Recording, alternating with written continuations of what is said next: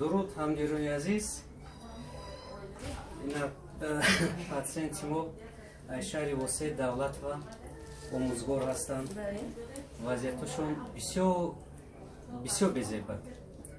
انا خیلی وقتی اومدن دا ما توبه دا گرفتیم شه بازیرون بخدم در تاجیکستان دیگه نیستم طرفای مسکو میرم ازبکستان میرم دا وجود میرم کار میکنم میبیام.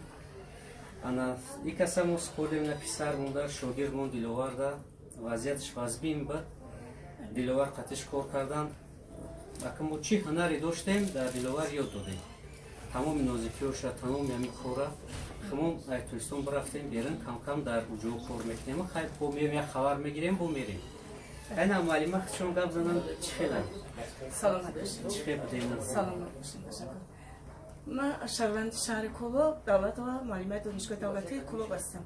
از نوع январ کسری سنورا 7 گریش قطعی کشیدیس برنشدم. تمامی سردخترای جمهوری دم مراجعت کردم. تو بیمارخانه دا بیستری هم شدیم. متاسفانه فقط عمل یا جراحی مسئولیت دادن. اما خوشبختانه من خیلی نفرای بود هستن در کشور ما در جمهوری ما که از برای خدا یعنی همچون شهروندان هم خیلی بعضا اگر خطا نمیگیم رایگان توبت کرده ایستادن شریف بختیار پسرم برادرم آدم نزدیک پروردگار دولتشون نهایت زیاد کنن. من وقتی که اومدم هنگام اومدن شینک راه میرفتم و بچه مایوبی وارد شدم آیسته آیسته نازی توبت سیمه قریب که همه دردها از وجود من تمام شدن بدون جراحی یعنی به جراحی توبت یافتیم.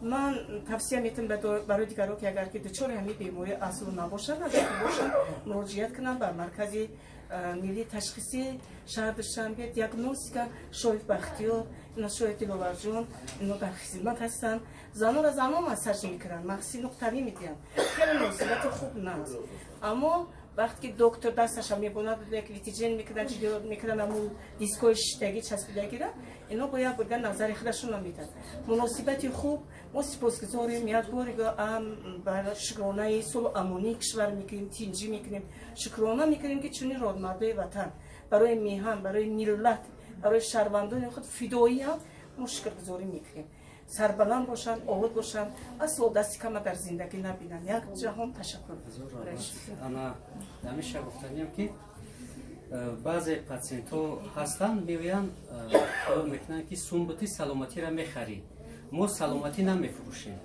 شما اومدین ما رو مبلغ نمیتین حق خدمت ما رو میتین خدمت ما خدمت میرسونیم شفا شما دا ما نمیفروشیم خدمت ما نمیفروشیم یک خدمت نه شفاش دست خداوند است. این مادر وزبینی بعد این خدا را زورا کرد شفا شد.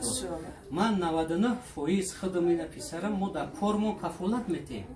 1% ش خداوند خودش کرد شفا را خدا طلب کنیم. ما کارمون خوشرو میکنیم.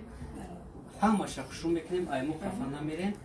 انا خیر که شفاش از جانب پروردگار خودش. هر دو فکر اپا میوید مرش داد میکنه مسکو میگن بیوید وقتی میگم دلوار پینت برم میگه نه همین تو بیو فقط دستو قبولم دمون همین دستو تمام میگه پس سای تو دیگه هیچ کنه هم من میگم دستو همین مونم خرسان نشه بخزن در نیست بعد دستو موندم میگه همین در روسیه دیگه در من در نمیکنه خیلی با همین دستو همین مونم میگم اخلاص خلاص میخیزم سلامت باشید خیلی خدا هم شما را نگهدار باشه کسی که اخلاص کردن مرحمت بیاین ما خدمت میرسونیم کاری ما خدمت رسانی است اینا مرحمت سرش نقطه دیگر یک بار قید کردن در که هیچ کس برای مبلغ یا اون چیز نکنه همین برادرم به درجه که نه طمع دارن نه نفس حریصانه دارن یا مناسبت نهایت کمونیستی خاکسارانه یا مناسبت واقعی قول باری نشده ما فلچوی کرده باشیم یا گونچی